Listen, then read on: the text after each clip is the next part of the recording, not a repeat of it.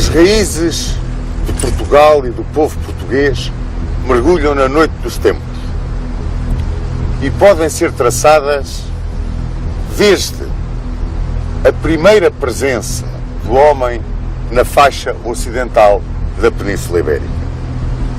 Daí podemos agarrar nessas origens e levá-las, através dos tempos, às serranias onde os lusitanos mostraram ao Império Romano que aqui habitava um povo que amava profundamente o seu torrão e tinha um sentimento imenso de independência e de liberdade. Esse sentimento imenso de independência e de liberdade que depois vamos ver retratado no enfrentamento com Roma e com os bárbaros.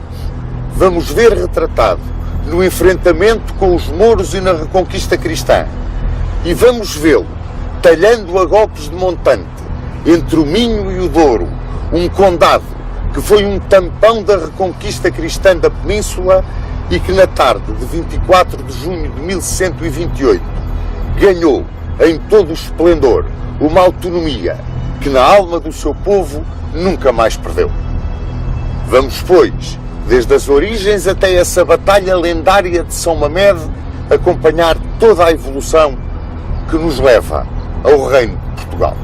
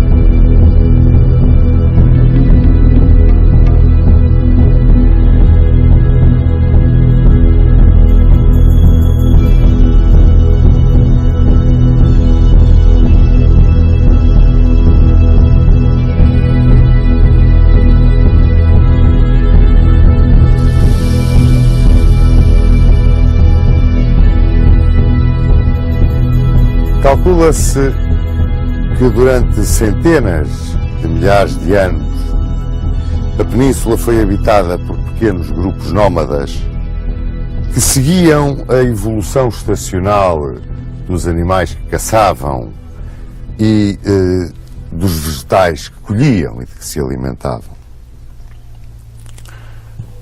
Durante um longo período de hominização e de evolução técnica e cultural, estes grupos foram talhando, traçando vários caminhos dentro da península.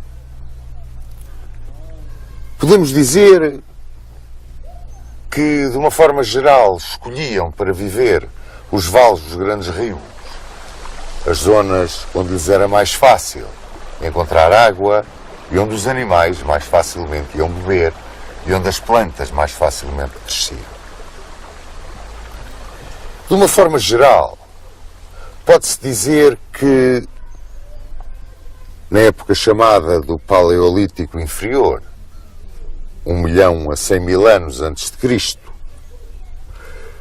em que o domínio do chamado Homo antecessor, o homem da pedra lascada, que fazia os seus utensílios em grandes blocos de pedra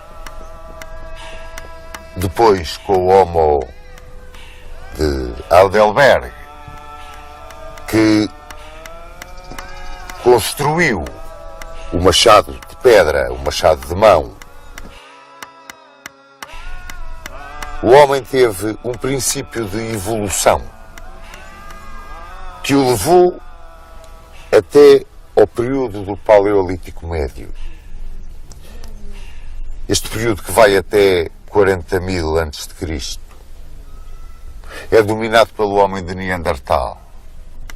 E o homem de Neandertal já consegue fabricar utensílios a pedra em ponta e é o primeiro que se dedica a uma certa cultura funerária. No Paleolítico Superior, com o Homo sapiens, já muito parecido connosco, praticamente igual, a evolução dá-se no sentido de se começarem a verificar as primeiras manifestações artísticas, as primeiras pinturas rupestres e um incremento da cultura funerária. Quando se entra no epipaleolítico, que vai até cerca de 5.000 a.C., o homem começa a diminuir os seus utensílios naquilo que se chama o microlitismo. Começa a tentar polir a pedra e, embora habitando nas grutas, há a ideia de que ele talvez se tenha começado a juntar os diferentes grupos de homens. Em Portugal, é nesta altura que o homem vai quase ao estuário do Tejo e em Muge se encontram os grandes concheiros, que são talvez os restos da sua dieta de moluscos com que ele complementava a sua alimentação. O homem entrava assim no período do Neolítico. O período do Neolítico, o período da pedra polida. Este período em que o homem se começa a sedentarizar, a domesticar os animais, a tomar o controle do cultivo dos cereais, sobretudo do trigo e do centeio, e que leva a que a sociedade se comece a formar em núcleos muito reduzidos, mas que se baseavam numa necessidade comum de segurança e bem-estar. Aqui na Península assistiu-se ao aparecimento do arco neolítico, da flecha de ponta de osso, de ponta de pedra, de ponta de corno. Esse arqueiro do Neolítico era um caçador por excelência, mas começava também a ser um agricultor e um pastor. Não tinha uma vida completamente nómada nem completamente sedentária. E, no entanto, começou a ser visitado pela primeira vez por povos mais civilizados, que já estavam noutro patamar do conhecimento. Povos que vinham do Mediterrâneo Oriental e que estavam em contacto com o Próximo Oriente, onde o Neolítico tinha terminado há cerca de 3.000 anos.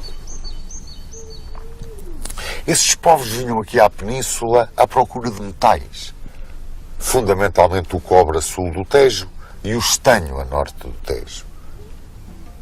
E pela sua influência, originaram que o último período do Neolítico tivesse aqui uma extensão mais brilhante sob o ponto de vista civilizacional, que se chama o período da indústria dos metais.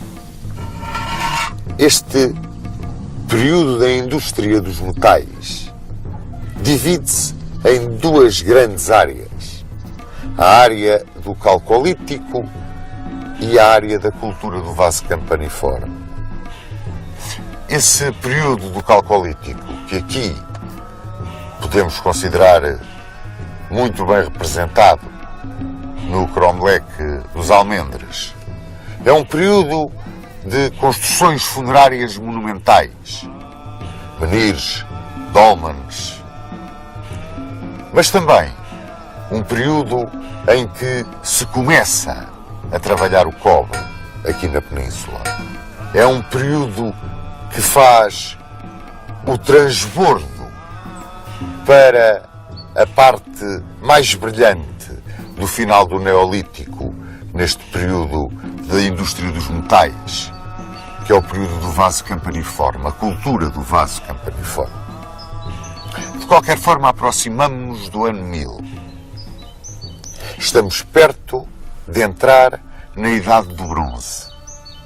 Aqueles que visitam a Península têm aqui, nos vales dos rios sobretudo, verdadeiras cidadelas, onde guardam os minerais e onde guardam muito do cereal que também negociam com os peninsulares.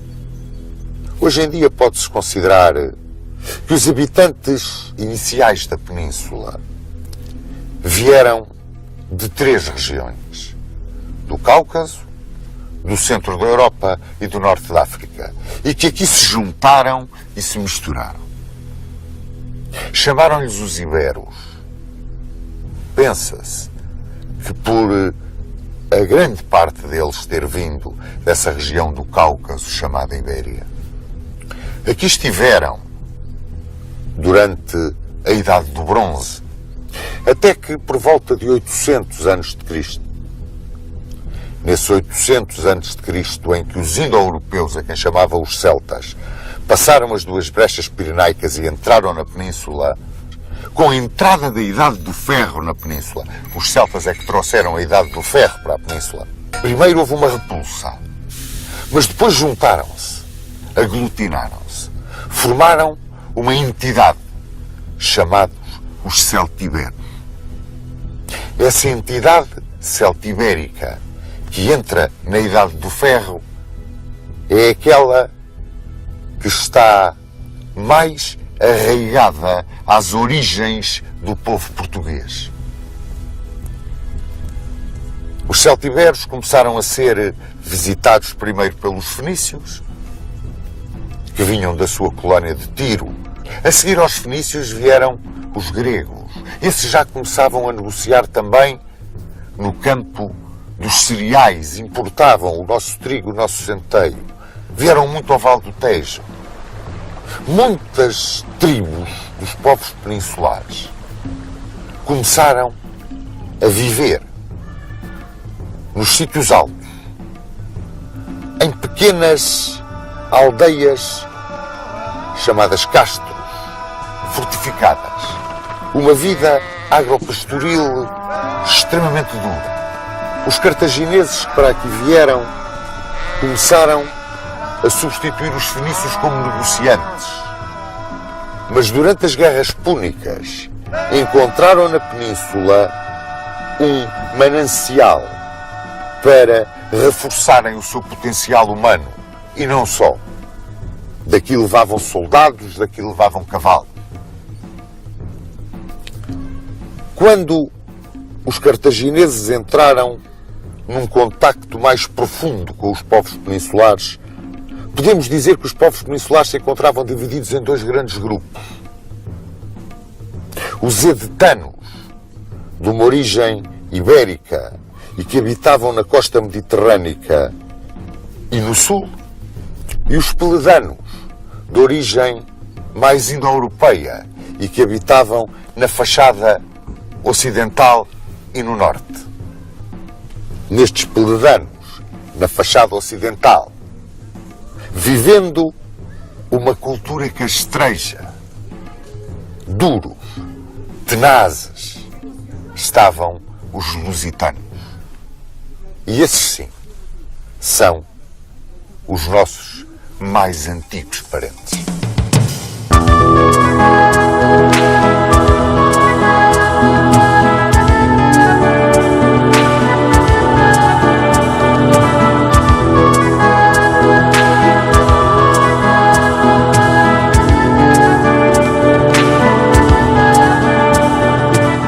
Considerados pelos romanos como um ramo dos celtibérios, os lusitanos são hoje vistos mais como celtas iberizados. Viviam naquilo que é hoje o território de Portugal, com uma fronteira sul que estava bem definida ao longo da linha do Tejo, ao ocidente do Oceano Atlântico, ao oriente estendia-se o seu território até aos contrafortes da Serra de Gredos, mas para norte a fronteira não estava muito bem definida. Há quem a marque ao longo da linha do Douro, há quem a leve quase até ao Cantábrico. Neste território, os lusitanos viviam divididos em 30 tribos e foram os mais avessos à entrada do domínio romano na Península Ibérica. Eram um povo de pastores, mas também um povo de guerreiros. O seu sentimento de independência era extremamente forte. Estes lusitanos eram extremamente frugais, praticamente não comiam carne e pouco vinho bebiam. Bebiam sim uma espécie de cerveja. Comiam pão de bolota moído, portanto pouco trigo plantavam. Eram muito dados às atividades físicas. Eram grandes atiradores de arco, ótimos esgrimistas de espada curta e lança, peritos no combate corpo a corpo. E o que desfaz um pouco a ideia de que eles eram montanheses é que estavam habituados ao combate e eram especialistas no combate montado e em espaços muito abertos. É engraçado que, vivendo aqui junto do Atlântico, não eram um povo ribeirinho. Eles não usavam o salmarinho, usavam a salgema. E, praticamente, a sua rudeza levava-os a viver nos pontos importantes, em pequenas aldeias fortificadas, a que chamavam os castros. De uma forma geral, elegiam os seus chefes entre os melhores guerreiros e distinguiam-se os chefes dos demais membros da tribo porque usavam nos braços umas argolas, a que os romanos chamavam vírias. Daí, aos chefes lusitanos, de uma forma geral, eles chamarem os viriatos. Dentre os viriatos, houve um que se destacou, e destacou-se à roda do ano 150, 148 a.C. Foi o homem que conseguiu fazer frente a Roma, ganhar contra Roma e procurar uma aliança dos demais povos peninsulares contra a ocupação romana. A ocupação romana começou à volta de 219 a.C. e vem na sequência das guerras púnicas. É sabido hoje que tropas lusitanas estiveram no exército de Aníbal Barca na Batalha de Trébia e que o acompanharam na invasão de Itália.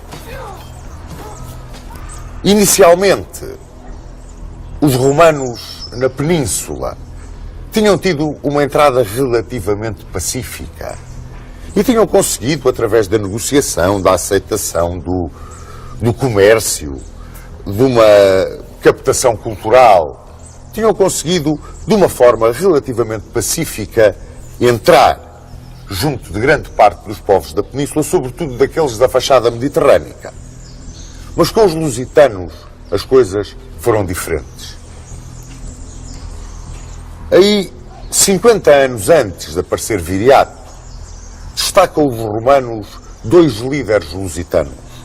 Um foi Púnicos, outro foi Césaros, contra quem os romanos tiveram que travar grandes combates.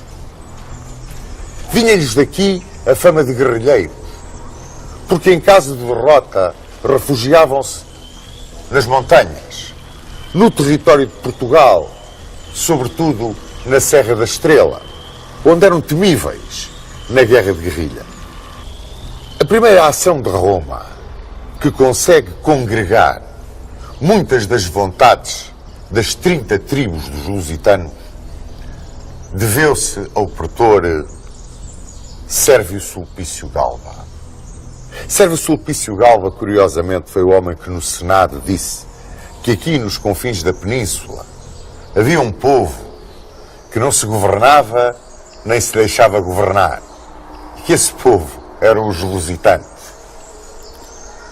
Sérvio Sulpício Galba conseguiu, até certo ponto, controlar a situação militar com as tribos lusitanas e ofereceu-lhes um acordo de paz. Os lusitanos teriam que se dividir em 3 agrupamentos, que seriam reunidos em 3 locais distintos, entregariam as suas armas e as melhores terras ser-lhes iam entregues para eles se deixarem daquela vida, segundo Galba, de banditismo e latrocínio em que andavam envolvidos. Assim que os apanhou, foi um massacre. E desse massacre salvou-se o tal Viriato, que iria passar à história como o grande líder dos lusitanos. Começou por revoltar as tribos que estavam na margem direita do Tejo, que se estendiam até ao chão sagrado da Serra da Lua, que é a Serra de Sintra. É curioso aqui acrescentar que os lusitanos eram politeístas, mas tinham um deus superior que era Endovélico. Precisamente o santuário de Endovélico era na Serra da Lua, na Serra de Sintra. A revolta das tribos dirigidas por Viriato foi um sursum corda para os lusitanos. Viriato era um guerreiro de tal forma excepcional que os romanos chamaram-lhe o Aníbal Bárbaro. Tinha diferentes formas de combater. Tanto podia, dentro de uma clássica maneira de combater dos lusitanos em caso de derrota, recorrer à guerrilha nas regiões mais elevadas, como era um excepcional líder de cavalaria, como usava vários artifícios, digamos, militares para conseguir as suas vitórias. Roma mandou contra ele grandes generais. Um deles, Caio Lélio, foi vencido num grande combate com cavalaria. É engraçado verem que um dos campos de batalha favoritos dos lusitanos era na Bética, na atual Andaluzia, entre Sevilha e Carmona, ali numa zona extremamente aberta, extraordinariamente plana, onde se podem empregar grandes massas de cavalaria. E os lusitanos eram peritos no combate a cavalo. Combatiam 2 homens em cima de cada cavalo. Um era, por assim dizer, o transportador até ao campo de batalha, o outro saltava, armado de espadas ou lanças curtas, e conseguiam, num movimento de vai e vem, desarticular as rígidas formações da legião romana. Foi o que sucedeu com Caio Lélio. Outro grande chefe romano que veio à península foi Caio Nigídio. Para aí houve uma receita diferente. Em Viseu existe a Cova de Viriato, pois nessa Cova de Viriato seria um antigo acampamento romano. Viriato conseguiu desorganizar a defesa do acampamento com touro. Aguilhoou e largou-lhes o estouro. Como talvez o grande general que Roma mandou contra Viriato, que foi Quinto Fábio Mácio Emiliano, irmão de Cipião, foi vencido na Serra da Estrela numa tremenda emboscada montada por Viriato. Fez-se perseguido, os romanos, perseguindo, entraram num daqueles desfiladeiros e os lusitanos fizeram rolar as pedras pelas vertentes dos desfiladeiros e destroçaram as tropas de Emiliano. Depois da sua vitória sobre Quinto Fábio Máximos Emiliano, que foi a mais brilhante de todas as suas campanhas, Viriato venceu ainda Serviliano, mas perante a força de Roma, sobretudo perante a força das legiões de Servílio Cipião e de Marco Pompílio, Viriato teve que assinar a paz. E ao assinar a paz, assinou também a sua sentença de morte. Os romanos compraram 3 dos amigos de Viriato, Audax, Ditalco e Minúcio, que foram os homens que o assassinaram enquanto dormia. Os funerais de Viriato foram extraordinários. Os próprios romanos os descreveram. Incineraram Viriato. Os lusitanos incineravam os seus mortos numa tradição celta. E a Lusitânia caiu praticamente em poder de Roma. Décimo Júnior Bruto entrou pela Lusitânia e chegou até ao rio Lima. A lenda de que ele teria atravessado o Lima, porque o Lima era a barreira para o além de onde ninguém voltava. Décimo Júnior Bruto atravessou o Lima a cavalo sozinho e foi para o outro lado, onde agora dizem que está o Monte de Santa Luzia, ao pé de Viana do Castelo. E daí chamou os seus legionários para se juntarem com ele.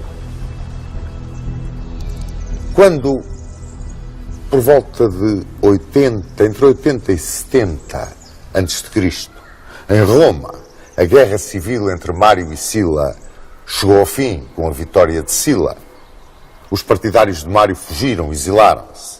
E um deles foi Quinto Sertório e veio para a Península Ibérica. E aqui foi convidado pelos lusitanos para seu chefe. E aceitou esse convite na luta contra Sila. Sertório, além de ter sido um grande general, venceu Lúcio Fufídio. É o seu gênio militar que obriga a que Roma enviasse à Península Pompeu. Sertório foi, sobretudo, o primeiro homem que, de uma forma pacífica, conseguiu uma certa romanização dos bárbaros lusitanos. Estabeleceu uma capital política em Évora, a Liberalita Júlia dos romanos. Em Osma, colocou um centro de estudos. Conseguiu mesmo fazer um arremedo de Senado e, aplicando os princípios dos Gracos, procurou conseguir entre os lusitanos uma certa democratização. Foi assassinado por Perpena, o seu lugartenente. Quando Roma não podia com alguém, é claro, mandavam matar, era um dos sistemas que os romanos tinham. E pagavam a peso de ouro o ver-se livres desse inimigo.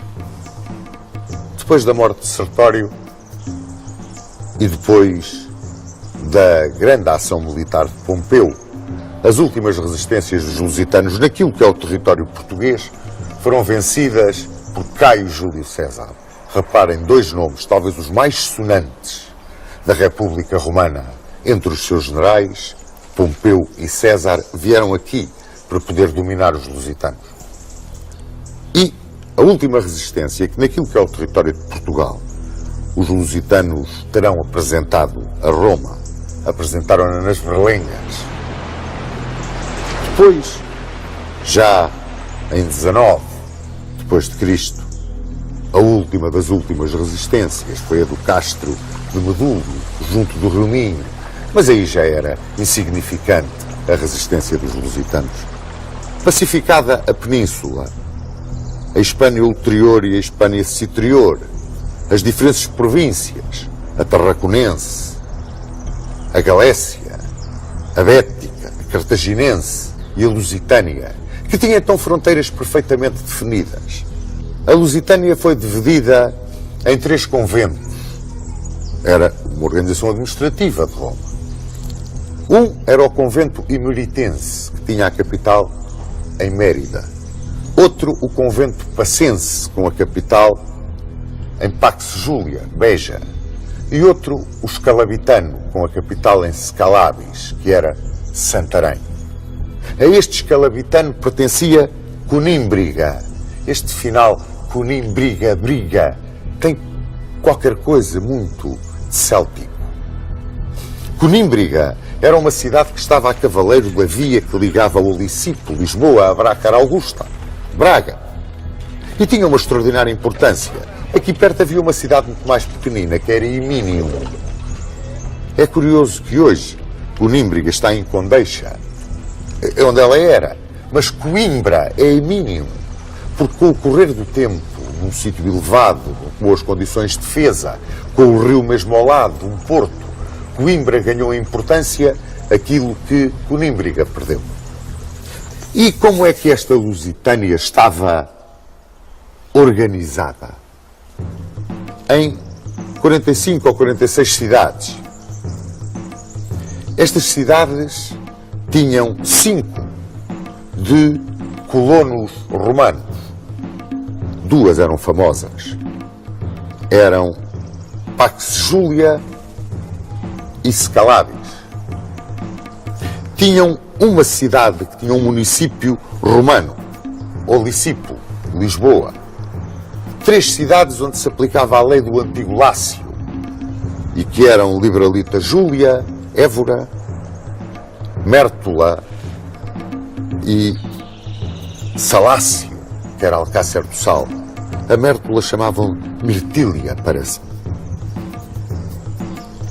E tinham depois 36 ou 37 cidades estipendiárias. Não tinham cidades livres. As cidades estipendiárias pagavam tributo. Eram as cidades dos povos que tinham resistido à ocupação romana, que não se tinham entregado pacificamente a Roma. E a existência destas cidades estipendiárias e a não existência de cidades livres demonstram bem até que ponto a resistência dos lusitanos foi para Roma um problema muito difícil de resolver.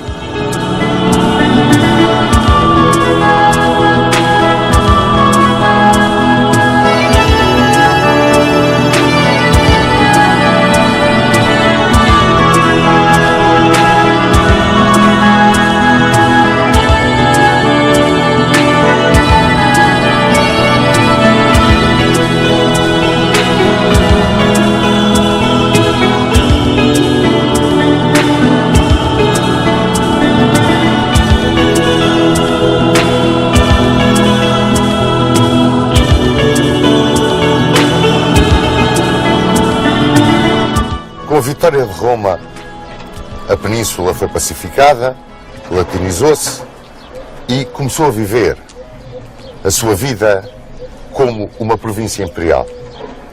Assim, acompanhou esse mesmo império na sua glória, na sua tragédia, nas suas vitórias, nas suas derrotas. Assistiu à sua partição entre Império Romano do Oriente e Império Romano do Ocidente. Viu como o cristianismo iluminava Roma, mas ao mesmo tempo lhe destruía, por assim dizer, a sua força de trabalho, a sua economia no combate que fez à escravatura. E também assistiu à corrupção, ao luxo desmedido, às ambições políticas, aos jogos, aos assassinatos, a tudo aquilo que conduziu, afinal de contas, ao diluir, ao enfraquecer e, por fim, à queda do próprio Império.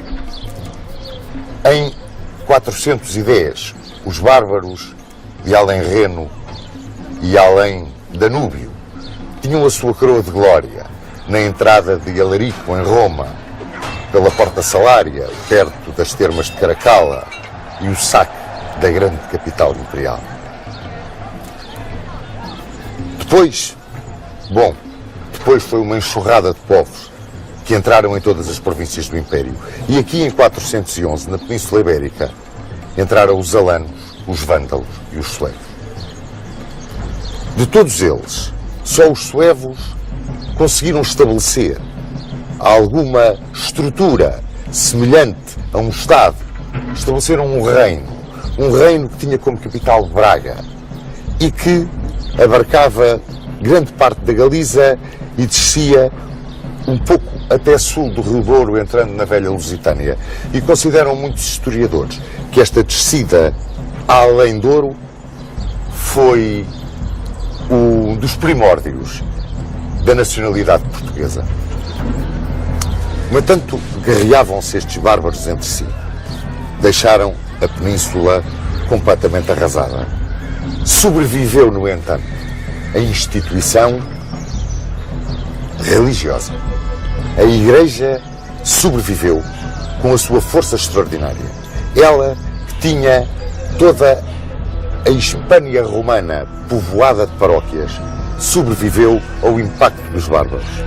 E tão forte era a sua estrutura, tão forte era a comunicação que tinha com as populações hispano-romanas, que pela sua maior cultura, por outro grau de civilização, assimilaram os próprios suevos. E os suevos latinizaram-se, em certa medida, e cristianizaram-se. E ganhava a Igreja uma força imensa.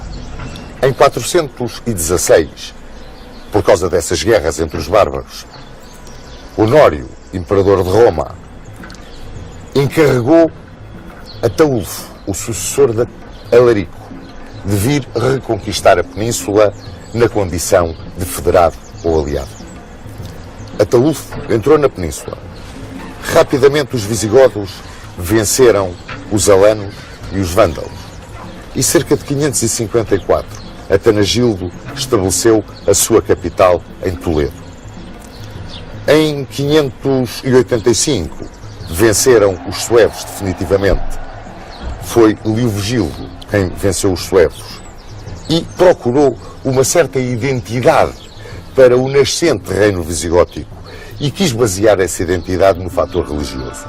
Simplesmente, o cristianismo dos visigodos era ariano e encontrou uma resistência, uma oposição tenaz por parte do catolicismo que vigorava entre os hispano-romanos e mesmo os suevos que tinham sido assimilados. Foi o filho de Leovigildo, Recaredo, quem conseguiu fazer essa identificação através do vetor religioso, ao converter ao catolicismo ele próprio, rei, e os visigodos. E a partir daqui começaram a contar com o completo apoio da Igreja. Igreja que tinha a força que vos disse e que transmitia essa força às paróquias através de reuniões de bispos, que eram chamados os concílios, que eram umas verdadeiras assembleias legislativas. Dali saíam todas as normas de caráter religioso e de caráter político que eram transmitidas às populações. Em 633, depois do quarto concílio de Toledo, a nobreza palatina começou a ter assento nesses concílios e, portanto, alargava-se a participação ao escalão, digamos, mais alto da sociedade visigótica.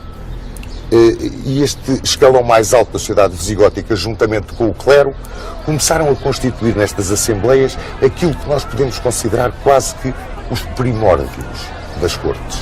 Estes primórdios das cortes faziam a aplicação, digamos, de dois códigos. Os códigos que regiam a população que então habitava a península. Um código estava dirigido aos hispano-romanos. Era o Código de Alarico II. Outro código estava dirigido aos visigodos. Era o Código de Eurico.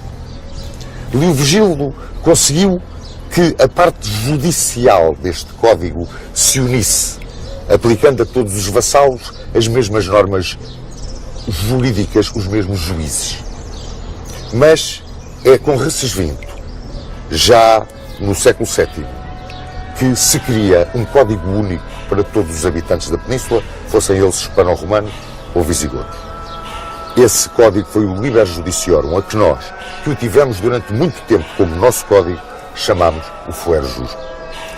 Viviam os visigodos, inicialmente, uma monarquia de tipo profundamente germânico e de caráter eletivo. O rei era eleito pelos chefes dos clãs aristocráticos. E isto originava que muitas vezes, na altura das eleições, pois houvesse profundas perturbações internas. Leovigildo criou um novo tipo de monarquia, a monarquia hereditária. E, no entanto, esta monarquia hereditária padecia um pouco da falta de legitimidade que lhe dava a eleição do primo inter pares. E assim, os reis visigodos da monarquia hereditária começaram, por assim dizer, a comprar essa legitimidade. Compravam-na junto da grande nobreza, compravam-na junto do clero. E compravam-na mediante a concessão de poder. Esse poder significava o poder dado em terras. E então, a realeza visigoda começou a diluir esse poder, era um poder que estava atomizado entre os grandes terratenentes, fossem eles da nobreza visigoda e até hispano-romana, que era uma nobreza terratenente e tipicamente militar, porque só os nobres é que podiam usar armas, o clero, que também tinha uma certa pendente militar na sua organização, o senhor das terras, fator de estabilidade, e o grande poder reconhecido por todos, incluído hoje pelo povo, na sua maioria hispano-romano, já que os visigodos eram muito poucos e viviam em clãs familiares, e que não tinha direito nenhum. Estão a ver, portanto, aqui a aparecer as três classes que constituíram depois a sociedade medieval: o clero, a nobreza e o povo. Ora bem, este clero e esta nobreza, os seus grandes vultos, constituíam uma espécie de conselho assessor da decisão régia. E esse conselho assessor da decisão régia era chamado a aula régia. E têm aqui outro dos elementos da herança visigótica aos povos que depois se lhe seguiram na ocupação e na história peninsular. Esta aula régia era a antecessora real das cortes. Temos, portanto, uma herança visigótica dada por uma monarquia hereditária, com o poder atomizado, diluído entre uma grande nobreza e um clero poderosíssimo, um povo que não tinha direito nenhum e trabalhava, a realeza assessorada pela aula régia, que eram as cortes, por assim dizer. Bom, esta instabilidade que se criava, porque ao atomizar o poder criou-se a instabilidade dos nobres e do clero entre si chocarem por privilégios e por quererem muitas vezes derrubar a própria monarquia, derrubar a própria dinastia que reinava, e isso sucedeu no século VII ao ponto de haver inúmeros regicídios, numa época que ficou conhecida pelo nome de Morbus Gotorum. Esta instabilidade tinha fatalmente que se refletir na vida e na duração do próprio Império Visigótico. Escolhemos para falar do Império Visigótico precisamente aqui, a Capela de São Frutuoso de Montélio, porque é uma das poucas relíquias que restam em território português da presença dos visigodos. Essa presença que foi apagada quando, sucedendo a Vamba, subiu ao trono Witiza. E das lutas precisamente que se travavam entre muitas vezes o rei e a nobreza, e entre a nobreza entre si. E neste caso foi entre o rei e a nobreza, que aqui tinha como, digamos, quase representante a nobre família de Rodrigo e o próprio clero, dividido, tentando também ganhar cada vez mais força e mais prestígio. Foi neste verdadeiro cadinho, nesta convulsão que sucedeu com a subida de Witiza ao trono, que radica a invasão do Império Visigótico vinda dos seus vizinhos do norte da África.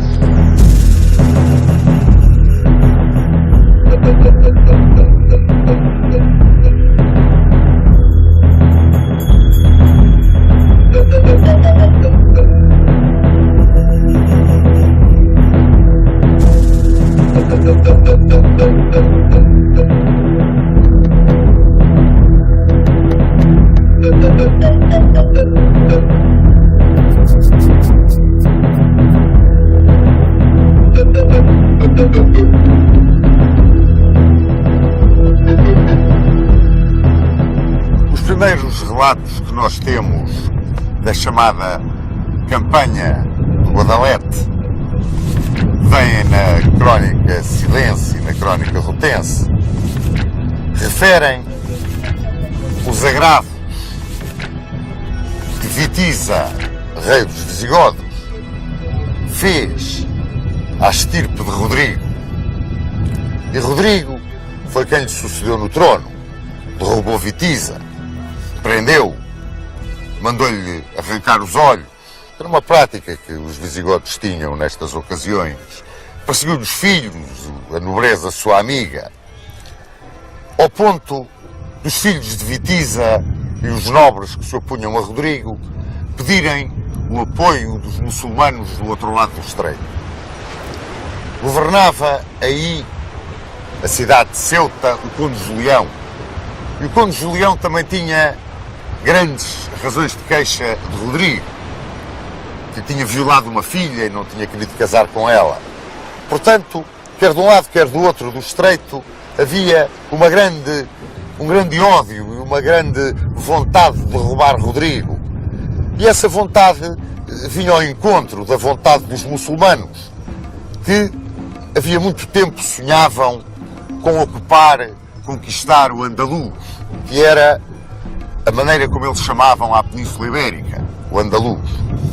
Era então o governador Musa Ibn Nusair, era o governador árabe do norte da África.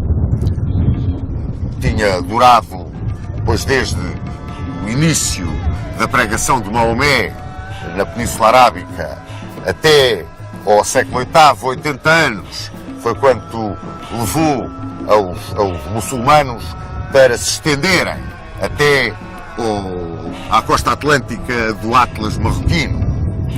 E os revoltosos contra Rodrigo pediram a intervenção de Musa no Andaluz. Assim, em julho de 710, a primeira expedição de guerreiros muçulmanos contra Algeciras que saquearam acabou no reconhecimento da região para uma invasão de maior dimensão. E essa invasão teve lugar também em julho de 711 e foi comandada por Tariq ibn Ziyad. A esquadra Tariq passou o estreito, desembarcou em Algeciras, as forças concentraram-se no Calpe. A partir daí passou a chamar-se Gibraltar, Gerb al-Tariq, o rochedo de Tariq, e marcharam contra as forças de Rodrigo. Os visigodos e os muçulmanos focaram nas margens do rio Guadalete. Este rio Guadalete que aqui passa. E nem a crónica silense nem a crónica rotense dão com certeza histórica o local da batalha. Calculam os historiadores que ela se tenha travado a algures entre Medina Sidónia e Puerto de Santa Maria, aqui na zona onde nos encontramos. E essa batalha foi uma batalha que durou, a campanha, durou 8 dias.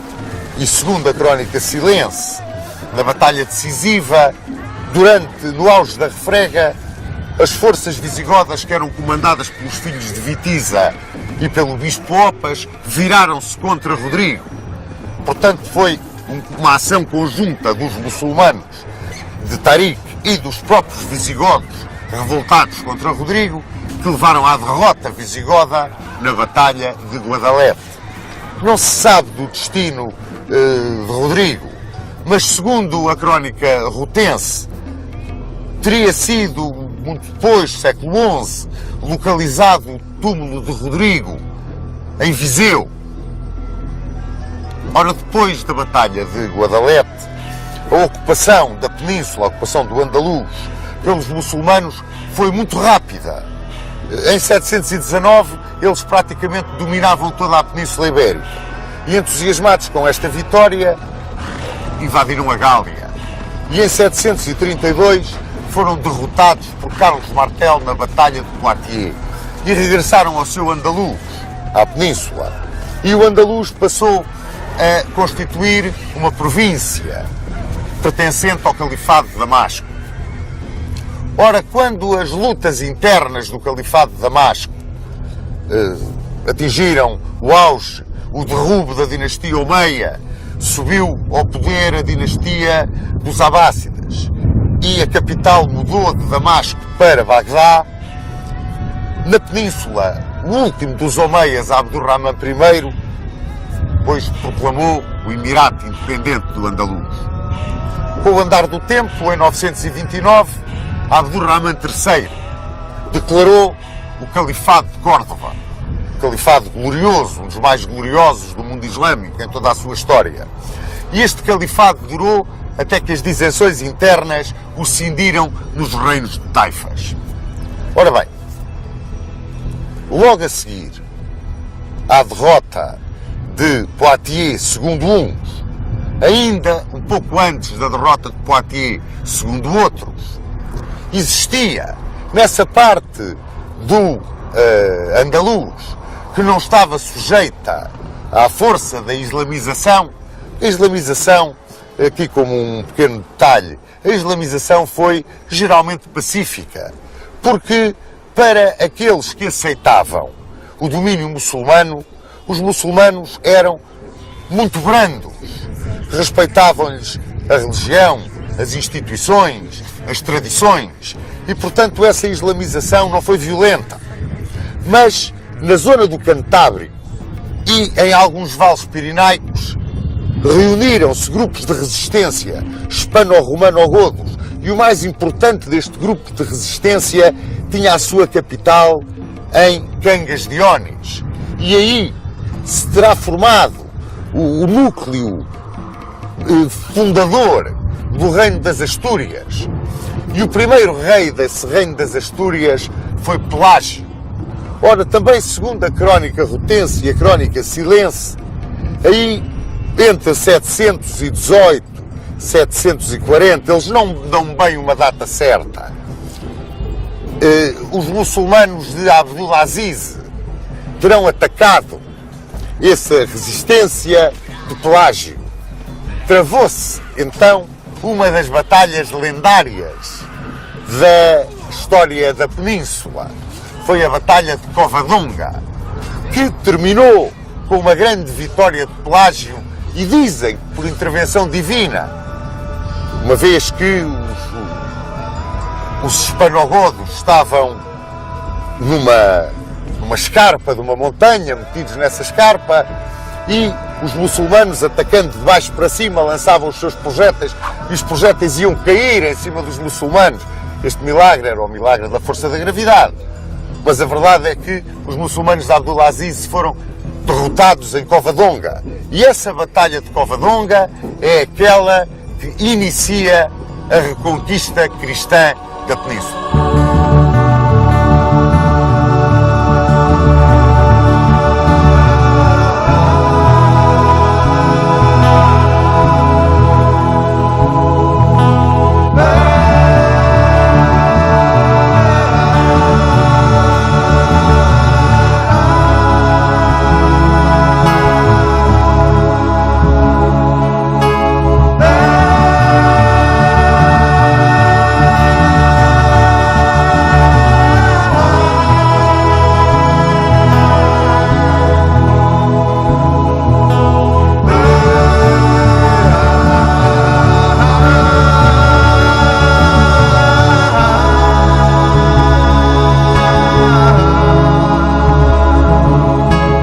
Vencedor em Covadonga, Pelágio iniciou a monarquia asturiana, a minúscula monarquia cristã das Astúrias, herdeira das tradições e das leis visigóticas. E Pelágio levou-a mesmo até às suas origens, ao reinstaurar o caráter eletivo da realeza. A ele sucedeu Fafila, e a Fafila é um homem extraordinário. Sucedeu-lhe um homem verdadeiramente extraordinário, que foi Afonso I. Afonso I foi o verdadeiro reiniciador, o verdadeiro iniciador da reconquista cristã. Foi ele quem começou a fazer profundas incursões no território muçulmano. A Afonso I sucedeu Fruela I, o homem que alargou a monarquia asturiana sobre o território dos Vasconcelos e que fundou o Burgo de Oviedo. E a monarquia asturiana passou a ter o nome de monarquia de Oviedo. É mais ou menos por esta altura que no andaluz sucedem os confrontos civis, que são o reflexo das lutas entre omeias e abássidas que levaram ao Califado de Córdoba. E neste tempo, uma série de obscuros monarcas reinam em Oviedo, mas vão alargando o território cristão. Temos Bermudo I, Ordonho I, Afonso II e, sobretudo, Afonso III, a quem chamaram o Grande. O homem que leva as fronteiras do Reino de Leão até ao Douro. Quando ele morre em 910, é aí que estão as fronteiras do Reino Cristão, no Douro. E é curioso que depois dele sucedem uma série de pequenas guerras entre os cristãos, mas essas pequenas guerras enfraquecem-nos, e enfraquecem-nos de tal maneira, e são de tal forma um convite aos muçulmanos, que o grande general do Califado, o último grande general do Califado, Almansor, consegue empurrar a fronteira cristã praticamente até às faldas das Astúrias. É o último grande general, o último grande vulto do Califado, porque a partir dele o Califado vai se cindir, vai se estilhaçar nos reinos das taifas. Ora, aproveitando esse estilhaçar dos reinos das taifas, há um monarca cristão que se destaca de todos os outros que reinaram até agora no Reino de Leão. É Sancho Navarra. Sancho Navarra consegue uma homogeneidade de esforços dos reinos cristãos e vem novamente até o Douro. É um homem de uma extraordinária personalidade, é um grande chefe militar e legou à cristandade um filho magnífico, Fernando I, a quem chamaram o Magno. E é Fernando I que sobe ao trono por volta de 1037, na altura em que o Califado se estilhaçou, pois, como vos disse, está absolutamente envolvido em grandes guerras entre os reis das taifas, que Fernando o Magno decide, com base no território da Galiza, no riquíssimo então território da Galiza, lançar a sua grande ofensiva da Reconquista. Uma grande ofensiva que se vai produzir em 3 faixas. A faixa central, Castela, com a linha de partida, digamos, na região de Zamora. A oriente, a faixa de Navarra, que vem desde os Pirineus Vascos e se dirige na direção do Mediterrâneo. E a ocidente, a faixa de Leão. A faixa de Leão, que é a verdadeira alavanca de manobra de Fernando Magno. O facto de ele ter tomado como base logística a Galiza vem um bocado contrariar, para não dizer que, sob um ponto de vista militar, contrariar frontalmente a tão falada teoria do armamento. Vários autores, o professor Veríssimo Serrão, o professor Saraiva, o professor Matoso, ultimamente a têm combatido. A teoria do armamento assentava no seguinte: quando Afonso I lançou as suas grandes incursões, teria, depois de vencer os muçulmanos, agarrado na população que tinha ficado na terra e que ele ia levado para as Astúrias com ele. Essa população que ficava era, na sua maioria, população moçárabe, ou seja, hispano-romano-godos, cristãos que tinham aceite a lei, as tradições, os costumes dos muçulmanos, mantendo a sua religião, o que era respeitado por eles. Ora, se isto fosse assim, eu penso que não seria possível que a Galiza, em 1037, 1055, servisse o rico território da Galiza, que nós sabemos ter sido um dos campos de batalha mais sangrentos do início da Reconquista, que esta Galiza servisse como base logística para o lançamento das operações de reconquista de Fernando Magno. Mas nós sabemos que nesses territórios que eram reconquistados pelos cristãos e abandonados pelos muçulmanos, chamavam-lhes as presúrias. Normalmente eram entregues a um senhor, que até podia ter sido o seu conquistador pela força das armas, para que o recuperasse, repovoasse e voltasse a amanhar a terra, para que a terra produzisse, para que não fosse uma terra de matagal, não se tornasse num matagal. Como muito bem dizem, e é um ditado popular que um grande autor do momento o emprega numa sua obra, Entre mortos e feridos alguém havia de escapar. E realmente eram esses moçárabes que ficavam agarrados à terra e que eram protegidos pelo senhor a quem a terra era entregue. Ora, nesta Galiza que ia servir de base de partida a Fernando Magno, existia desde tempos imemoriais uma pequena póvoa que estava na foz do Rio Douro, a que os romanos já chamavam Portus Cale, a que no tempo de Almansor os muçulmanos chamavam Bord-Cal, e que foi em 864 mais ou menos reconquistada e entregue sob o governo, a presúria de Portugal, sob o governo do conde Vímara Pérez. Esse coração, esse embrião do Portugal onde nascemos, começou aqui, precisamente aqui, nas margens do Douro, e é comemorado lá em cima, ao pé da Sé, pela estátua a Vímara Pérez. Não quer dizer que Vímara Pérez tivesse encontrado esta zona armada, certamente não a encontrou. Apoiou e defendeu aqueles que aqui ficaram. E eu estou absolutamente convencido que aqueles que aqui ficaram eram precisamente a população hispano-romano-goda que recebia de braços abertos a reconquista cristã. Vímara Pérez fundou uma grande família. Uma família que teve, tempos depois, na Condessa Mumadona Dias, um dos seus esteios fundamentais. A Condessa Mumadona Dias, por volta de 959, fundou em Guimarães o Castelo de São Mamede e o Mosteiro de São Mamede, que estavam ligados por uma estrada, que é hoje uma das ruas de Guimarães, do velho Guimarães histórico. Aqui, diz-se, nasceu Portugal.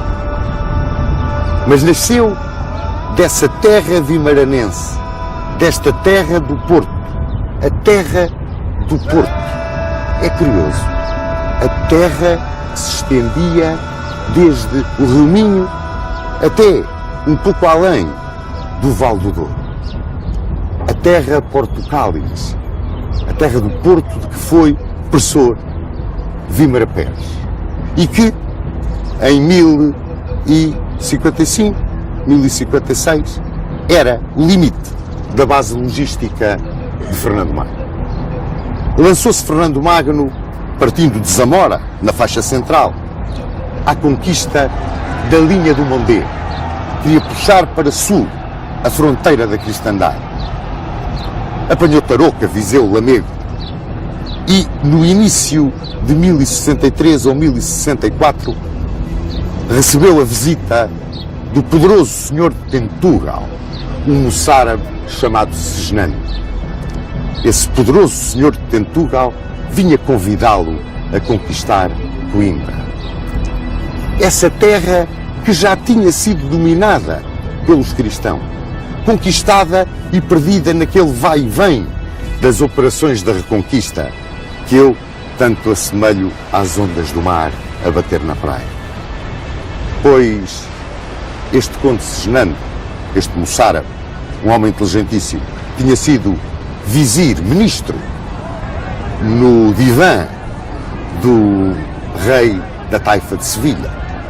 Este homem convenceu Fernando Magno a conquistar a chave da linha do Mondego, Coimbra. Esse emínio dos romanos, que se tinha tornado na chave da linha do Mondego, substituindo a Conímbra e a Condeixa, onde nós estivemos há pouco tempo, que, por ser um porto, dominando a circulação fluvial no Mondego, tinha assumido uma característica estratégica extraordinariamente importante. Dizem que Coimbra caiu em poder dos cristãos no dia 25 de julho de 1064 e que imediatamente, Fernando Magno formou com ela uma terra, a zona de Coimbra do Mondego até ao Douro, terra essa que deu ao governo do conde Segenando, a terra de Coimbra. Como vos disse, a norte do Mondego e até ao Minho era a terra do Porto, onde na zona de Guimarães a família de Momadona evoluiu. Momadona, quando fundou o castelo e o mosteiro, já era viúva do conde Hermenegildo Gonçalves. E a família de Momadona evoluiu para se tornar na família Mendes, uma família de grandes tradições na história do condado portucalense e apoiantes confessos de Dom Afonso Henriques. Pois bem, eles eram também muito ligados à coroa de Leão, tinham um grande poder político, sucediam-se hereditariamente na chefia do condado e eram quase independentes. Há também autores que consideram esta âncora de Portugal como uma das razões da independência, do espírito de independência dos portucalenses. Com a terra do Porto, que estava então entregue a Múnio Hermiges, e a terra de Coimbra, entregue ao conde Segisnando, Fernando Magno formou a terra portucalense. Corria o ano de 1064 e estavam lançadas as raízes do nosso querido Portugal.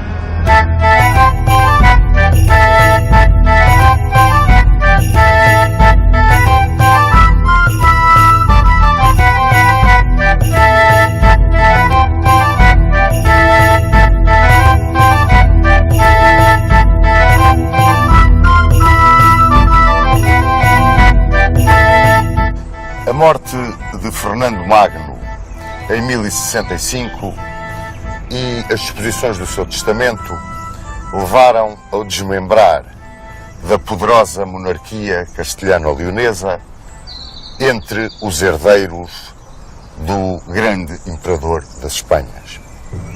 Assim, a Sancho II correspondeu Castela, a Afonso VI correspondeu Leão, às filhas Urraca e Elvira corresponderam Zamora e Toro, e ao filho mais novo, Garcia, correspondeu a Galiza.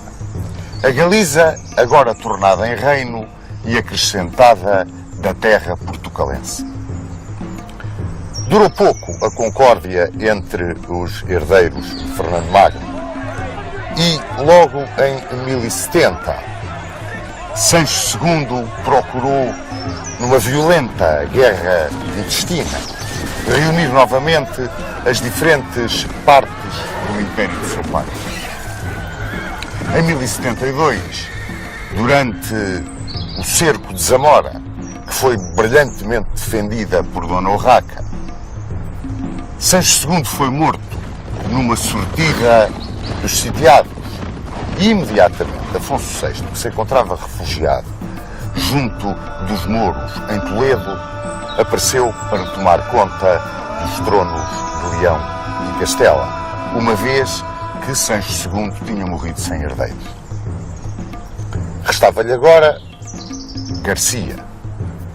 E contra Garcia se voltou Afonso VI, venceu-o, prendeu-o no Castelo de Luna e reconstituiu o Império das Espanhas sob o seu comando político e comando militar.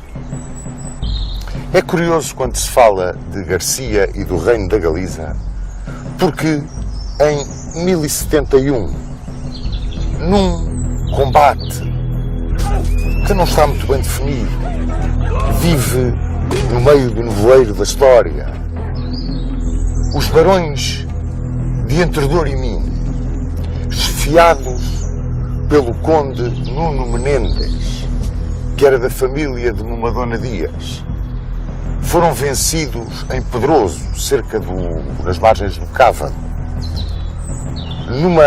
num combate que é considerado por muitos historiadores como o primeiro grito da revolta dos barões de Entredor e Minho. E esse nebuloso combate pode-se considerar, por assim dizer, o arranque da história militar de Portugal. Mas, regressando a Afonso VI, à sua governação civil e militar, em 1085 lançou-se ele na grande aventura de continuar a reconquista cristã.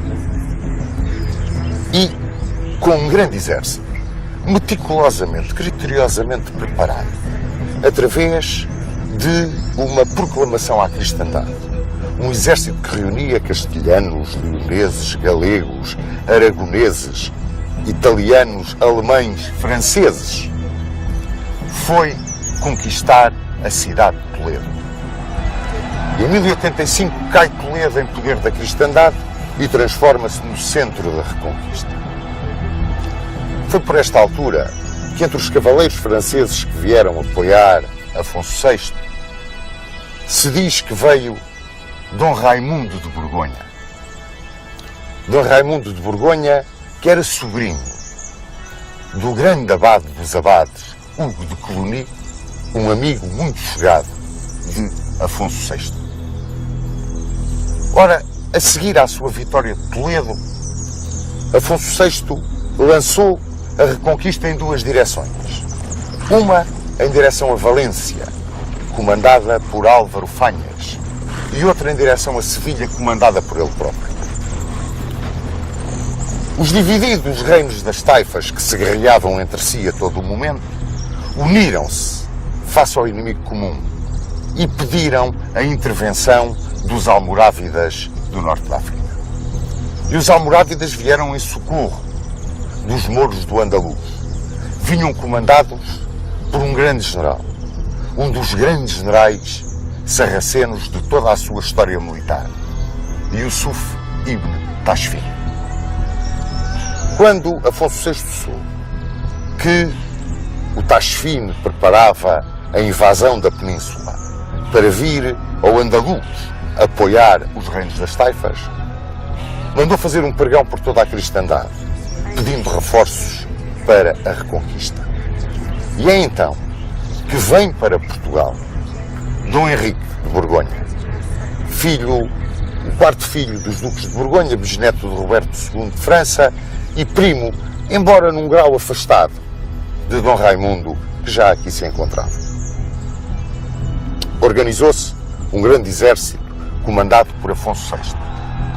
Foi contra a invasão almorávida no Tashfin. Mas em 25 de outubro de 1086, nos campos de Zalaca, cerca de Badajoz, o exército cristão foi completamente trucidado. Foi uma derrota clamorosa às mãos do Tashfin. Aliás, primorosamente descrita por Alexandre Herculano.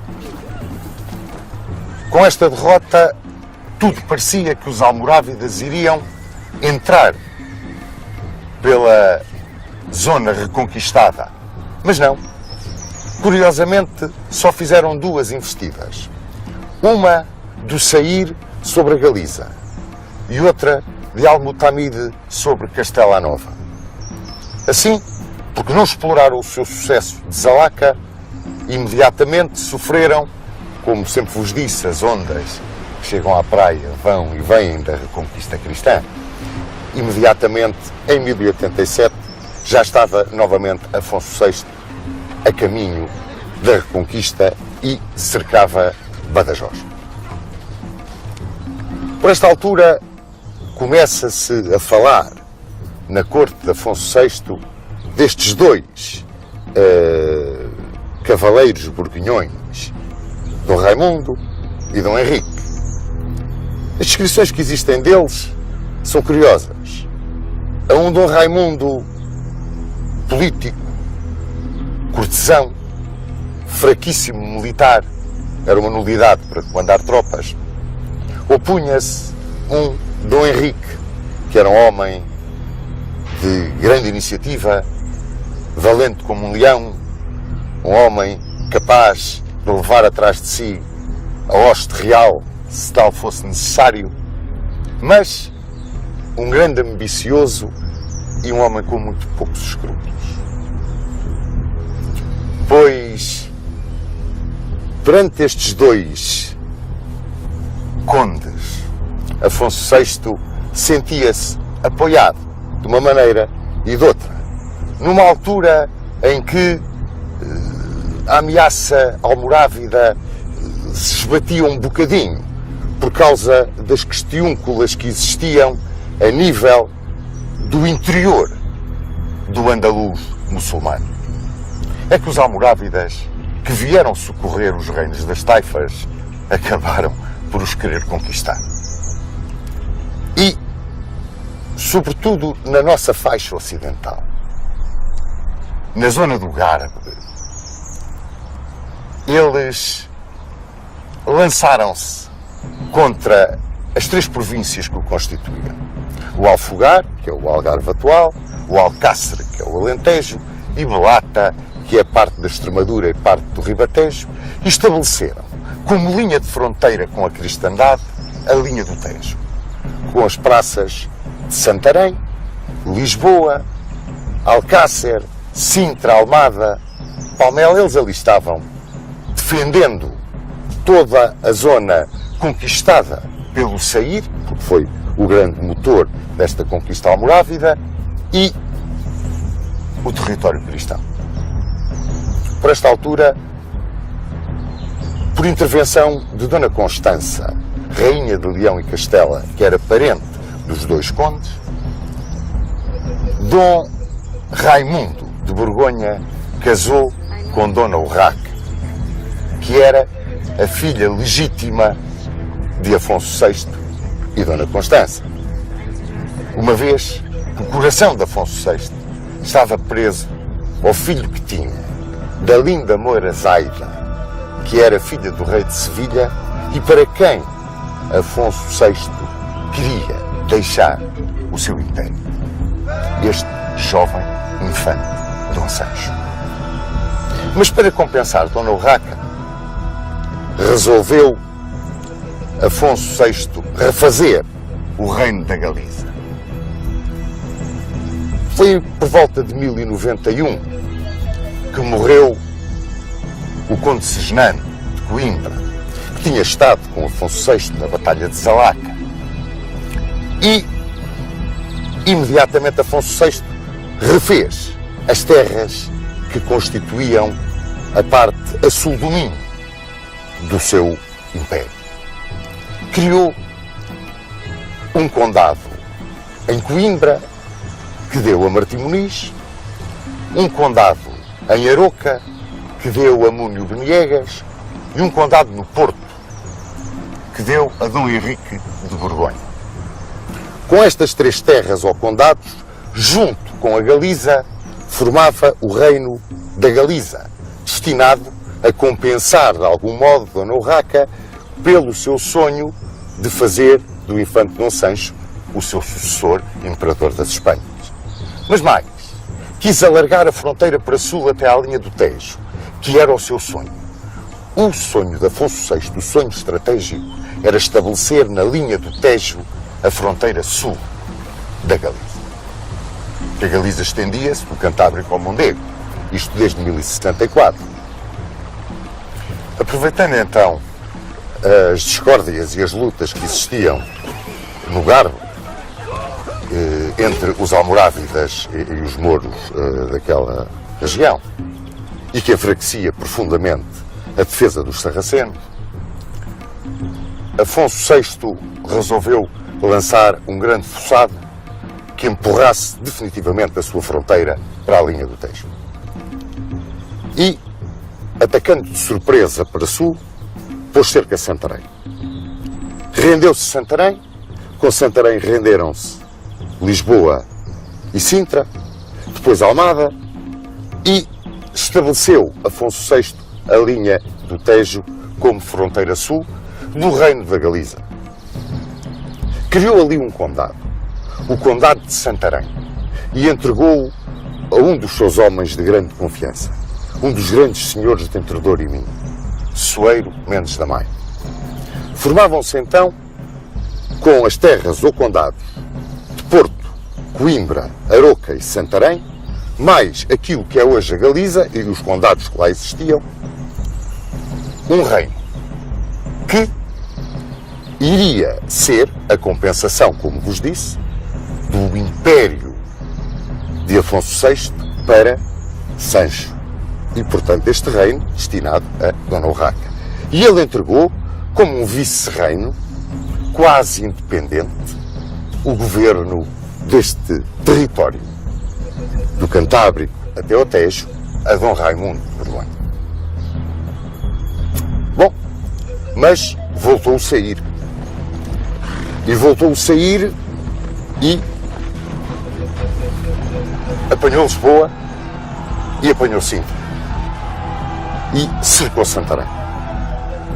E imediatamente, para reconquistar a linha do Tejo, uma poderosa hoste comandada por Dom Raimundo de Borgonha, onde ia um troço de tropas do Condado do Porto, comandadas por Dom Henrique, que então tinha casado com a filha bastarda de Afonso VI e da Muniones, Ximena Núñez, ou Muniones, que se chamava Dona Teresa ou Dona Tareja.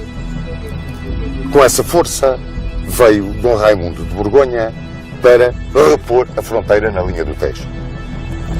Por questões de caráter tático, o sair levantou o cerco de Santarém, na altura em que as tropas cristãs entraram pela zona do Garbe dentro e vieram acampar sob os muros de Lisboa. Mas o sair regressou a Lisboa.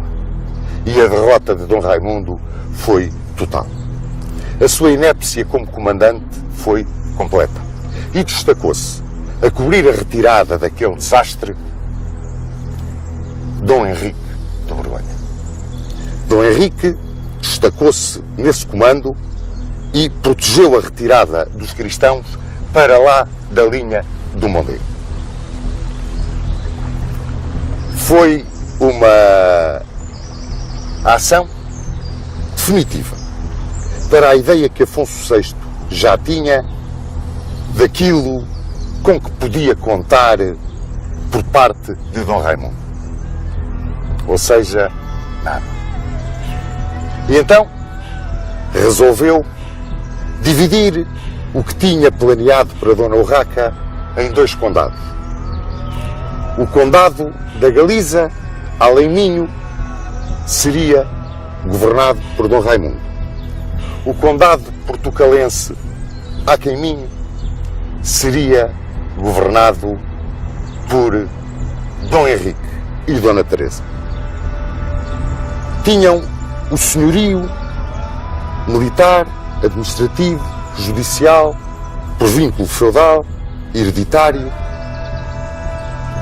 desse território, que se estendia do Rio Minho até ao Tejo.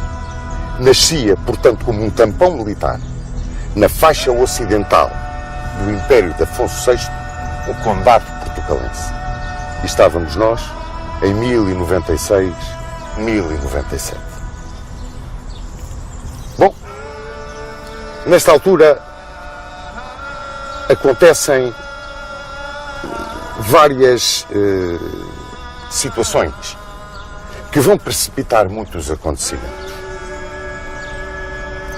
Uma das situações, talvez a mais, aquela que mais feriu Afonso VI, foi a morte do infante Dom Sancho na Batalha de Úcledes. Com a morte do infante Dom Sancho na Batalha de Úcledes, Afonso VI levou uma tremenda machadada no seu ânimo.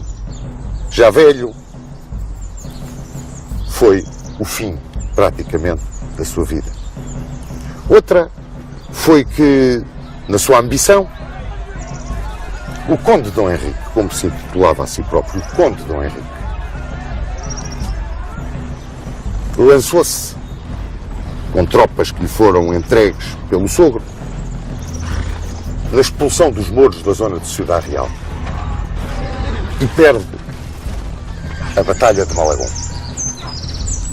E ao perder essa batalha e para se redimir, decidiu ir para a cruzada. Será que ele terá ido para uma cruzada? Há quem diga que sim, há quem diga que não. Há quem diga que ele foi com o bispo de Coimbra a Roma para conseguir que se restaurasse a sede de Braga com Dom Paio Mendes. O poder da Igreja era tanto que a restauração da sede de Braga podia ser uma alavanca para a autonomia do Condado de Portucalense. E que aí, se esta é realmente a verdade histórica, estaria apoiado por Dom Raimundo. Porque Dom Raimundo queria disputar a sucessão, apoiado pela Igreja e apoiado por muitos barões castelhanos e galegos, a sucessão de Afonso VI. E precisava de força para que não subisse ao trono por morte de Afonso VI o infante Dom Sancho, mas ele, Dom Raimundo. E, inclusivamente, dizem que levou o arcebispo de Toledo a apoiar a pretensão para a restauração da sede de Braga e mais, a troco do apoio militar portucalense, daria a Dom Henrique, ou Toledo, ou a Galiza. Mas, como vos disse, a morte do infante Dom Sancho na Batalha de Úqueles veio alterar completamente este jogo estratégico. E para piorar ainda mais as coisas, morre também Dom Raimundo de Borgonha. E fica Dom Henrique, por assim dizer, como a primeira espada, a primeira cabeça, com prestígio militar para manter a unidade imperial.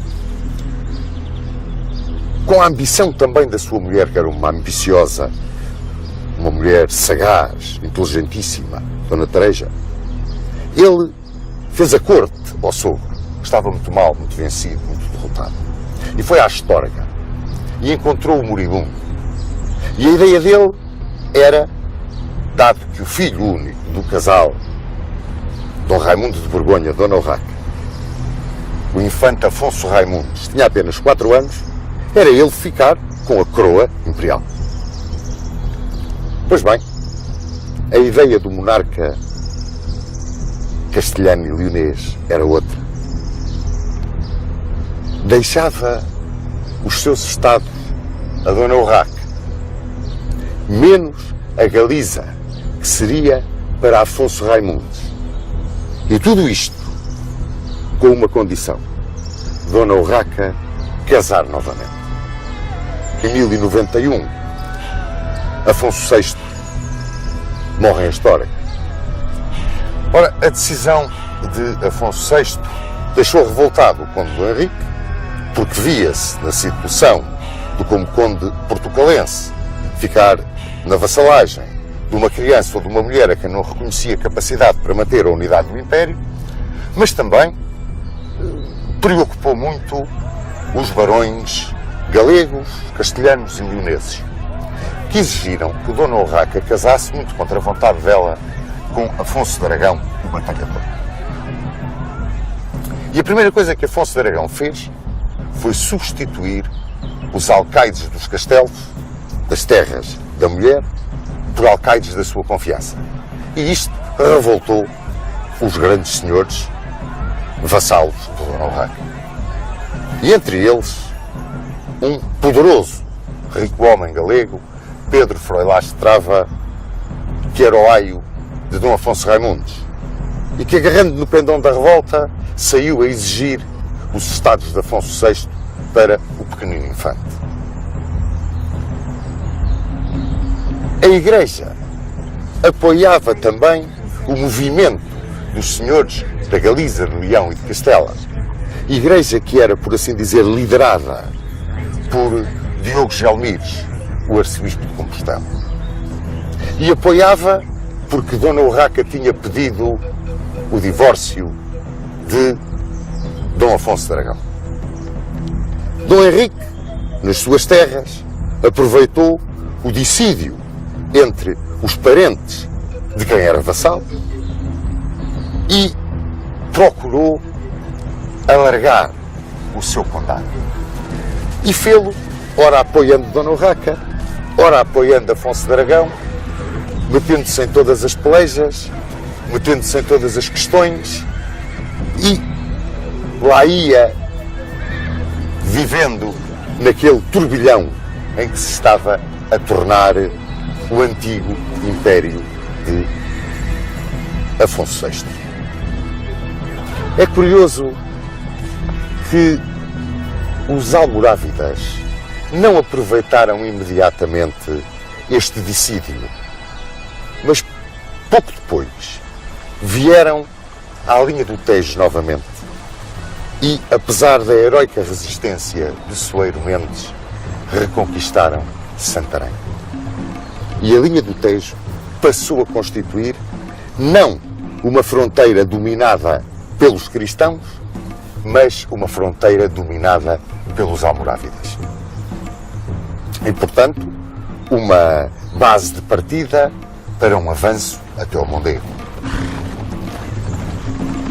Nestas lutas entre Dona Urraca e Afonso de Aragão, Afonso de Aragão foi cercar a Astorga e Dona Urraca, com o apoio de Dom Henrique e de Dona Teresa, cercou Penafiel.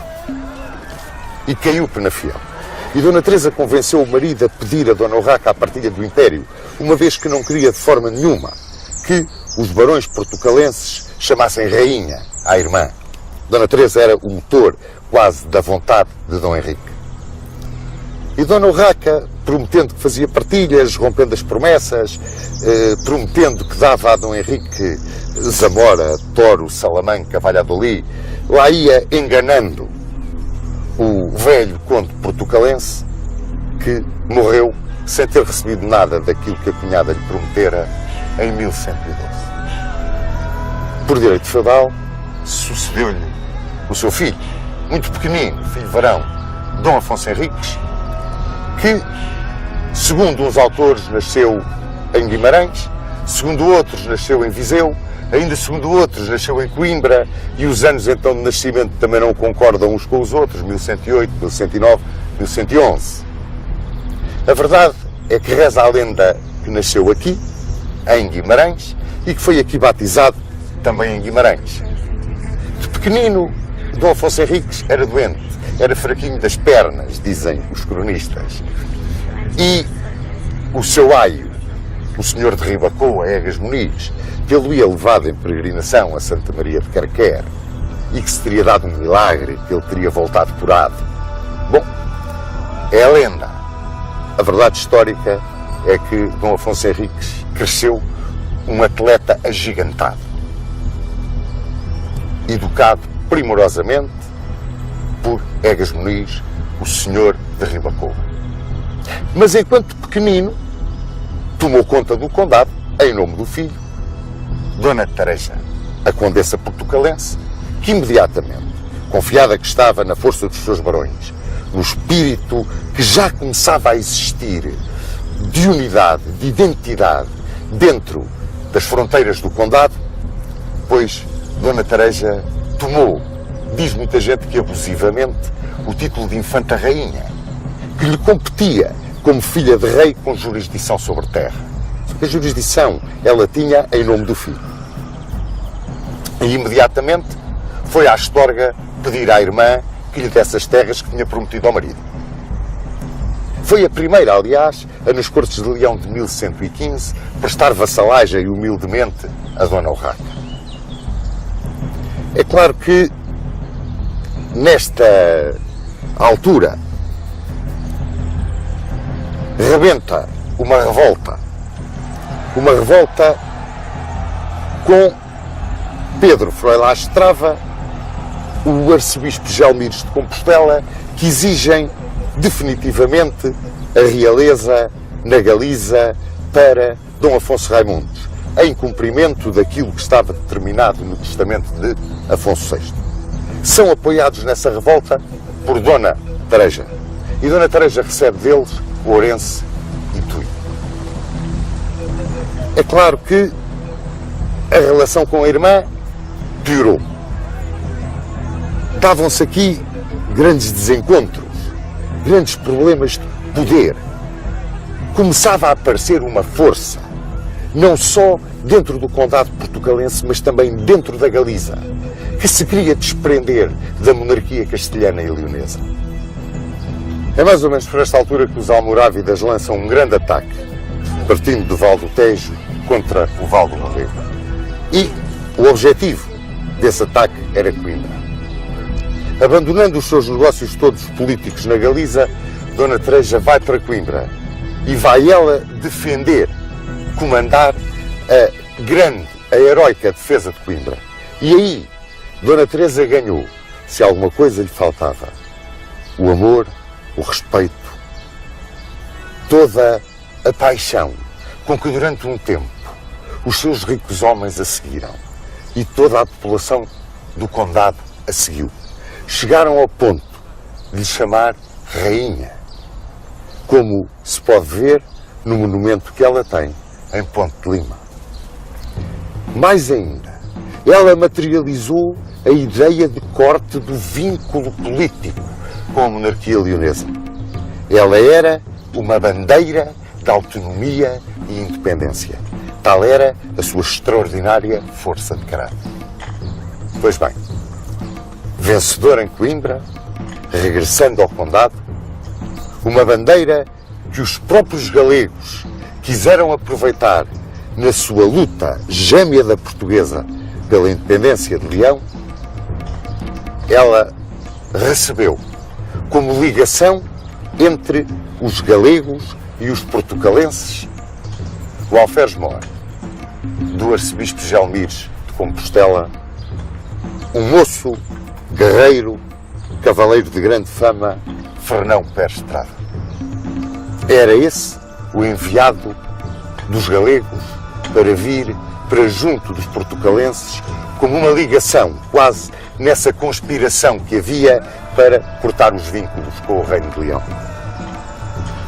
E Dona Teresa apaixonou-se por Fernão Pérez Estrada. E a verdade é que Fernão Pérez Estrada também se apaixonou por ela. E foi o princípio da perdição da condessa portucalense. Rapidamente o tornou no governador do distrito do Porto. Deu-lhe uma força extraordinária ao ponto de assinar documentos com ela. E a conspiração forjava-se agora com uma paixão pessoal, que era extraordinariamente perigosa, porque os nobres galegos, com a força que tinham, da sua extensão territorial, da sua prevalência em todas as questões políticas, se convenceram de que a unidade portucalense e galaica seria feita sobre a soberania galega. Sobre a soberania galega. Então, os senhores de Entredouro e Minho começaram a juntar-se à volta de uma criança de 11 anos, pouco mais teria 10, 11 anos, que era Dom Afonso Henriques. Viam nele a grande esperança da ruptura dos vínculos com Leão, de uma autonomia e de uma independência que não os levasse imediatamente a seguir a cair sob a soberania da Galiza. Este movimento que via em Afonso Henriques essa bandeira, escolhia o homem certo, educado por Egas Muniz.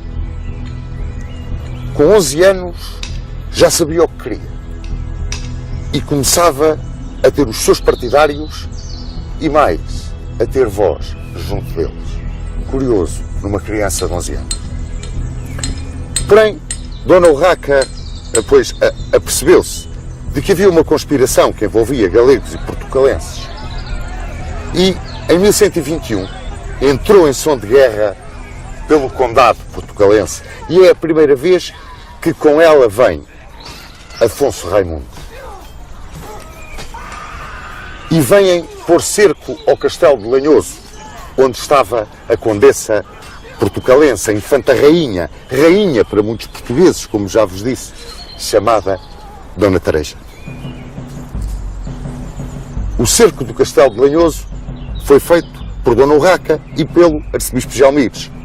Mas é curioso que, no meio de tanta traição, no meio de tanta intriga, também aí a intriga e a traição tiveram um peso enorme. Exigiram os nobres galegos a Dona Urraca que mandasse prender o arcebispo Gelmires em pleno cerco.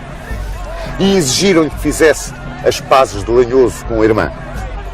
E, contra a vassalagem e subordinação imediatamente prestada por Dona Teresa, Dona Urraca deu-lhe Zamora, Toro, Salamanca e Ávila. Ou seja, Dona Teresa saía da sua derrota com mais força do que aquilo que tinha, se tivesse ganho. E isto ainda aumentou mais o prestígio de Dona Teresa, mas o receio de que esse prestígio fosse usado por Fernão Pérez de Estrada em proveito da causa galega e contra a causa portucalense, levou a que a conspiração dos ricos homens dos barões de Entre Douro e Minho se alargasse ainda mais. Já não era um núcleo restrito, começava-se a alargar por todo o território portucalense.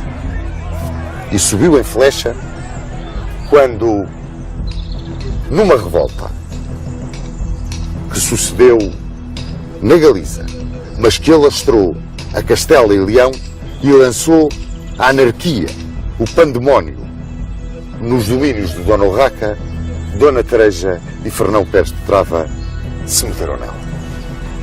Meteram-se nela e, imediatamente, os senhores de Entre Douro e Minho viram o perigo que corria o próprio condado perante a anarquia e o poder do conde galego. O poder que ele tinha, que era total dentro do condado portucalense. Por sua vez, castelhanos, galegos, leoneses vêem em Afonso Raimundos, então com 19 anos, o homem que podia suster esta onda da anarquia, que podia realmente trazer a paz, a concórdia e a força novamente ao império de Afonso VI. As coisas agora vão suceder-se em catadupa. Em 1124, Afonso Raimundos arma-se cavaleiro, direito dos reis, em Santiago de Compostela, no altar de Santiago. Ao seu lado, protegendo-o, amparando-o, tem o arcebispo Gelmires. A força da Igreja, a força de todos os senhores, que o querem ver rei, imperador. Mas em 1125 é a vez dos portugueses contra-atacarem. E na Catedral de Zamora, no altar de São Salvador, a tal bandeira da independência, a tal bandeira da autonomia do condado, Dom Afonso Henriques, arma-se também cavaleiro ele próprio. Direito de reis. Como se os barões portugueses quisessem dizer ao leonês e até a Dona Teresa, este é o rei que nós queremos. Dona Urraca morre em 1126. Afonso VII é jurado rei de Castela, Leão, Galiza e senhor de Portugal. A rebelião portuguesa começa a crescer. A própria Dona Teresa não aceita esta situação de uma subordinação que parece que vai entrar pelo condado dentro. E Afonso VII vai lidar agora com a rebelião portuguesa, as exigências de Afonso de Aragão e a rebelião dos partidários de sua mãe. Aqueles que sempre se opuseram a que ele fosse o verdadeiro sucessor de Afonso VI. Para esses, com a punição e o perdão, acalmou aquela efervescência que existia dentro de Castela, Leão e Galiza. O aragonês, com o pacto de Tamara, arrumou a questão. E com os portugueses, depois de uma concordata de Zamora que lhe permitiu resolver as outras duas situações primeiro, resolveu vir ajustar as contas em pessoa e em força. E na primavera de 1127 cercava aqui, na Praça de Guimarães, Dona Teresa, Dom Afonso Henriques e os partidários de Dom Afonso Henriques. O arcebispo de Braga, Dom Paio Mendes, foi ao encontro de Afonso VII com todas as promessas de submissão e de vassalagem de Afonso Henriques. Afonso VII aceitou e ficou de reféns dessas promessas o velho aio de Afonso Henriques, Egas Muniz. Dona Tareja e Fernão Pérez Estrava também se submeteram na sua vassalagem a Afonso VII. Iam agora, com Afonso Henriques, discutir a soberania dentro do condado. A revolta contra Dona Tareja era total. Tudo isto não era mais do que a influência do galego, do que todas as questões em que ela se tinha metido, levada pela ambição do galego e pela sua própria ambição e descuidando os direitos do filho. A Igreja apoiava Dom Afonso Henriques, através do arcebispo de Braga. Para já não falar em todos os senhores de Entrador e Minho, os Neivas, os Maias, os senhores de Ribador, os senhores de Ribacoa e, sobretudo, o povo dos vilares de Guimarães, de Braga, de Refões de Lima. Todos, como um só, apoiavam essa bandeira. Tinha chegado o momento. Dona Tareja pediu o auxílio de Afonso VII para vir fazer frente à rebelião do filho. Afonso VII não o ouviu. E ela e Fernão Pérez Estrava levantaram a hoste dos seus partidários, na maioria galegos, e vieram contra Guimarães. Reza a tradição popular que Dom Afonso Henriques saiu daqui com a sua hoste e foi-se encontrar em combate contra a mãe e os partidários da mãe no campo da Ataca, que está a 4 km mais ou menos aqui de Guimarães, na direção de São Trocato. E que nesse campo da Ataca, no dia 24 de junho de 1128, para uns 13 de julho de 1128, para outros, se teria iniciado a famosa Batalha de São Mamede. Uma batalha nunca muito bem descrita. Se resolveu toda ali, se começou ali e se resolveu cerca dos muros de Guimarães, mas, seja em que situação for, é uma batalha decidida, não só pela clássica confrontação de cavaleiros, mas, acima de tudo, pela intervenção da pionagem de Guimarães, a quem Dom Afonso Henriques ficou agradecido até à hora da morte. É a pionagem de Guimarães que decide a grande vitória de São Mamede, o primeiro dia de Portugal, o dia em que se tornava realidade a bandeira sonhada. A bandeira Afonso Henriques que agora dizia, alto e bom som, que estava em rebelião declarada contra o perigo, que era livre, que era autónomo e que não lhe prestava vassalagem. Era o grito final de revolta, era o caminho para aquilo que ele fez, talhar o reino de Portugal. 2 episódios seguem então à grande vitória de Afonso Henriques em São Mamede, a esse primeiro dia de Portugal, como lhe chamam, a primeira tarde portuguesa. Foi logo a seguir. Egas Muniz foi pagar a dívida que tinha com Afonso VII. E foi pagá-la porque Afonso Henriques não cumpriu a sua palavra. Foi Egas Muniz cumprir a palavra dele e a palavra do infante de Portugal. Agora chamavam-lhe príncipe dos portugueses. Havia até quem já lhe chamasse rei. E lá foi com a família, de corda ao pescoço, apresentar-se ao rei leonês. E tão raro era naquele tempo um ato desta dignidade, desta dimensão moral, que Afonso VII se comoveu e mandou em paz o velho aio do primo. O outro prende-se com Dona Tareja. Em 1130, Dona Tareja morreu num castelo da Galiza. Morreu na companhia de Fernão Pérez Estrava, que também muito a amava e que a acompanhou até ao fim. E foi sepultada junto do conde Dom Henrique, na sede de Braga. Contrariamente àquilo que diz a lenda, que o filho prendeu a mãe e a carregou de ferros e a meteu no castelo de Lanhoso, mais do que lenda, é pura invenção. A Dona Teresa, ninguém fez mal nenhum.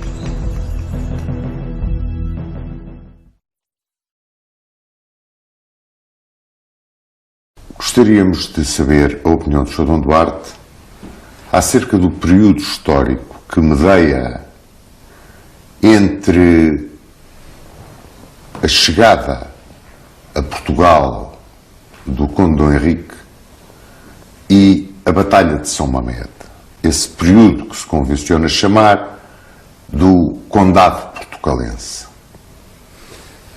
Estou convencido que, de algum modo, o nascimento de Portugal como nação era indispensável, porque é uma herança do reino suevo. Os suevos nunca aceitaram o seu domínio pelos visigodos, quando foi das invasões, chamadas invasões bárbaras, e depois a ocupação islâmica, mas que manteve, no fundo, a identidade dos vários povos. Os muçulmanos eram muito poucos, árabes e berberes eram poucos, e tinham um poderio militar e uma organização, mas do ponto de vista numérico não eram muitos. Mesmo aquela parte da população que se converteu ao Islão por uma razão de interesses, de vantagens, rapidamente voltaram ao cristianismo depois da Reconquista. Por isso, nesse sentido, voltou outra vez os sentimentos e as tradições anteriores voltaram à superfície.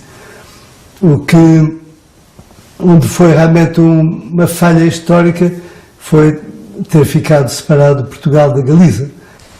O Sr. Dom Duarte falou de Dom Afonso Henriques, a quem os almorávidas, sobretudo, chamavam o pérfido galego, vindo ao encontro daquilo que o Sr. Dom Duarte acaba de dizer. E o Ibn Eric. O Ibn Eric. E Dom Afonso Henriques, figura marcante ainda antes daquilo que se convencionou chamar a data da independência de Portugal, e que pertence, portanto, ao reinado de Dom Afonso Henriques. Mas, como chefe de Estado, Dom Afonso Henriques começa a sua vida em 1128, na Batalha de São Mamede, depois da Batalha de São Mamede, como chefe de Estado. A posição crítica de Dom Afonso Henriques relativamente à mãe e a posição crítica dos senhores de Entre Douro e Minho relativamente ao domínio galego sobre Portugal, eu gostava que o Sr. Dom Duarte nos desse a sua opinião acerca desse período que não é tão bem estudado como nós julgamos hoje em dia na nossa história. Creio que tem também a ver com os dois bispados. Santiago de Compostela e Braga sempre tiveram uma grande rivalidade. Talvez isso justifique esta rivalidade entre as duas regiões, não é? E por outro lado, não há dúvida que Dom Afonso Henriques era um burguinhão, e algumas das pessoas que o acompanhavam, etc., vinham diretamente da Borgonha. Curiosamente, eu tenho apontado em França, quando inaugurei um monumento a Dom Afonso Henriques em Versailles, pago pelos nossos imigrantes, eu disse que Dom Afonso Henriques era o modelo do imigrante de segunda geração que teve muito sucesso na vida e que, portanto, não somos só nós a emigrar para lá, também emigraram para cá. E, portanto, nesse aspecto, creio que a história tem que servir também para nos ajudar a compreender a nossa época, para estimular a nossa autoestima, para fazer ver os problemas atuais num relativismo, numa perspectiva, com uma profundidade histórica que nos ajuda a compreender a situação atual.